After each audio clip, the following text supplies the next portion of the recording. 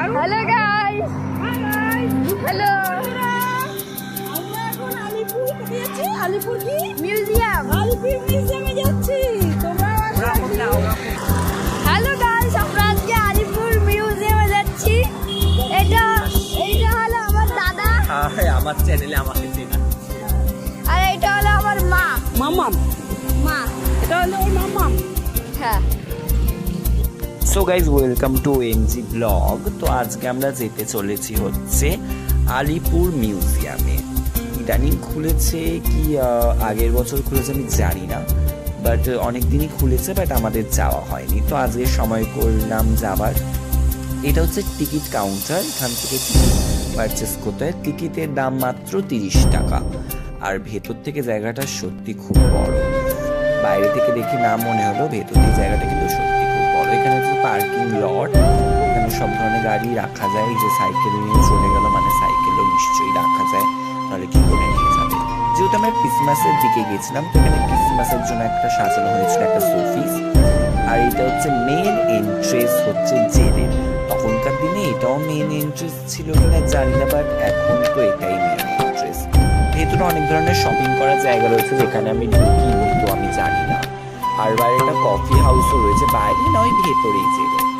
তো অনেকগুলো সেল ছিল, তো চলো দেখা যাক। অ্যাকচুয়ালি আমার জন্যই একটু যেতে দেরি হয়ে গেছিল, তো আমরা গিয়ে পৌঁছেছি 4:30। আর আমাদের মিউজিয়াম বন্ধ হয়ে যাবে 5:30। তো 1 ঘন্টার মধ্যে যতটা আমি ঘুরেছি ততটাই দেখাচ্ছি। এটা হচ্ছে হোল মিউজিয়ামটার ম্যাপ। আমি ভাবিও নি যে মিউজিয়ামটা একটা ম্যাপও হবে পার্টিকুলার।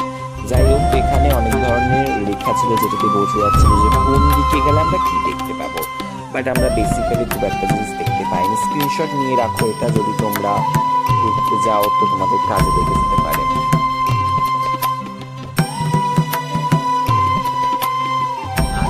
যেহেতু আমাদের হাতে ছিল কম সময়, তাই জন্য আমরা সোজা চলে এলাম। আর সোজা চলে এসে দেখলাম যে একদিকে রয়েছে ফাঁসিরে, একদিকে রয়েছে বিপ্লবীদের সেল। তো আমরা ভাবলাম যে প্রথমে বিপ্লবীদের সেলই দেখা যায়। তো প্রথমে আমরা চলে গেলাম এখানে স্কুল দিয়েও আনা হয়েছিল। হয়তো আমরা এখন স্কুলে পড়লে স্কুল দিয়েও আনার ব্যবস্থা, কলেজ দিয়েও আনার ব্যবস্থা হয়। এগুলো হচ্ছে অনেক ধরনের সেল। আর আমি তো ভেবেই অবাক যে সেলের ভেতরেই বাথরুম করা ছিল। তো এনার নামটা আমি ক্যাপশনে দিতে পারছি না, কারণ এনার নামটা আমি ঠিক জানি না, ভুল তথ্য আমি দিতে পারবো না। এটা হচ্ছে অন্য একটা, ওটাই মানে নিচে হয়েছে। এই জায়গাটা তোমরা যদি ফাঁকা অবস্থায়, মানে যখন লোক থাকবে না, তুমি একা বা তোমার সাথে শুধু তোমার ফ্যামিলি বা শুধু ফ্রেন্ডস রয়েছে, তখন যদি আসো, লিটারালি গায়ে গুজবাম্পস দেবে। এত সুন্দর জায়গাটার, এত মানে একটা ইফেক্ট দেওয়া হয়েছে সাউন্ডে, একটা গান চলছে ব্যাকগ্রাউন্ডে, এত ভালো লাগবে তোমাদের। এমনি গুজবাম্পস দেবে। আমার তো গুজবাম্পস দিচ্ছিল এই জায়গাটা দেখে। আমার ভীষণ খারাপ লাগছিল যে আমাদেরই দেশে আমাদের জন্য লড়াই করা মানুষগুলোকে এখানে ফাঁসি দেওয়া হয়ে গেছে। Just imagine this. তো দেখলাম যে অনেকগুলোই রুম এখানে বন্ধ, কাজ হয়নি সেই রুমগুলোতে। আশা করছি ফিউচারে সেই রুমগুলো খুলে দেওয়া হবে, অবশ্যই খুলে দেবে, এত লোক আসছে। এই জায়গাটা মেবি আমি বুকসে পড়েছিলাম যে এখানে নাকি ক্যাদিদের হাত কেটে দেওয়া হতো, যাতে তারা যদি বেঁচেও থাকে তারা মরে যায়। আমি জানি না। তো জেলে তো আমি দেখেই অবাক হয়ে যাচ্ছে যে সিমেন্টের ইটের এতে শুতে দেওয়া হতো। জাস্ট ইম্যাজিন, আমি সেখানে কত ভালো জায়গায় একটা করি, আর আমি কিছু কাজও করি না, সেখানে আমাদের বিপ্লবীদের এরকম ট্রিট করা হতো। হাই কর, হাই কর। সো এটা হচ্ছে আমাদের একটা সেলফি জোন বলা যেতেই পারে, কারণ ওখানে একটা সেলফি জোন বলে লেখাও ছিল। এখানেও গার্ডসরা ছিল। তো এখানে অনেক ধরনের বুক রয়েছে, স্বাধীনতা নিয়ে, কবিতা নিয়ে। বেসিক্যালি এখানে বিপ্লবীদের বুকসগুলো রাখা হয়েছে, যা দেখে বুঝলাম। আর এটা হচ্ছে একটা বড় এরিয়া, যেখানে হয়তো ক্যাদিরা কি বলে ওটাকে, একটু ঘোরাফেরা করতো আই থিঙ্ক, কারণ অনেক বড় এরিয়া। জাস্ট তোমরা দেখো কত বড় একটা এরিয়া।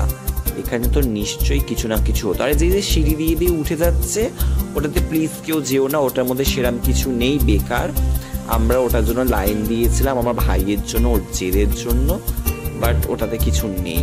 এই যে ইনি রয়েছে, ইনি খুব ভালো, মানে ইনি যেই আমাদের গার্ডটা রয়েছে খুব ভালো, উনি আমাদের খুব হেল্প করেছে, খুব ভালো উনি। এখানে স্কুল দিয়ে আনা হয়েছিল। এই জায়গাটা আমার ভীষণ একটা ভালো লেগেছে, এটাতে এত রিয়েলিস্টিক ভাইবস আসছিল, জাস্ট অসাম, কোনো কথা হবে না।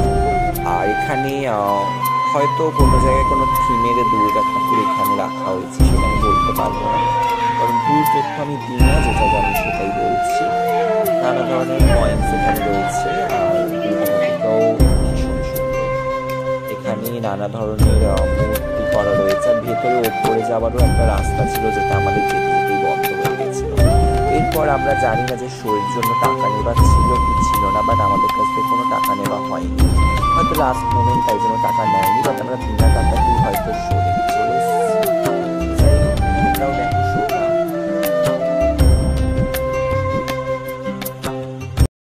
ব্রিটিশ শাসনের পদার্থবিদ্যাকে সমাজকে মুক্ত করার প্রয়াসে সক্রিয়ভাবে ব্রতী হওয়ার অবদানে বহু বিপ্লবী এখানে কারারুদ্ধ হন, বহু বিপ্লবীকে এখানে ফাঁসি দেওয়া হয়।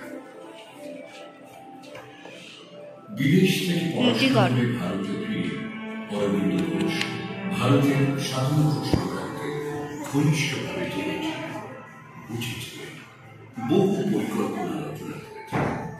তিনি এবং তার ভাই অরবিন্দ ঘোষ বিপ্লবের শিখাকে তীব্র করার জন্য গঠন করেছিলেন অনুশীলন সমিতি।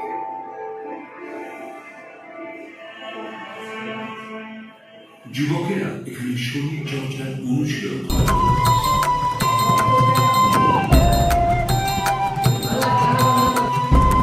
জিমটা নিয়ে একটা খুবই ফানি একটা জিনিস আমার ছোটবেলার আছে, সেটা হচ্ছে যখন আমি বাসে করে কালীঘাট আসতাম, তো এই রাস্তা দিয়ে আসতাম 18B/1 করে হোক কি যাই বাস করে হোক, তো আমি যখন আমার মায়ের সাথে আসতাম তো মাকে প্রত্যেকবার জিজ্ঞেস করতাম যেটা কি, এই দেওয়ালের পেছনে কি, মা বলতো জেল, আমি বলতাম বাবা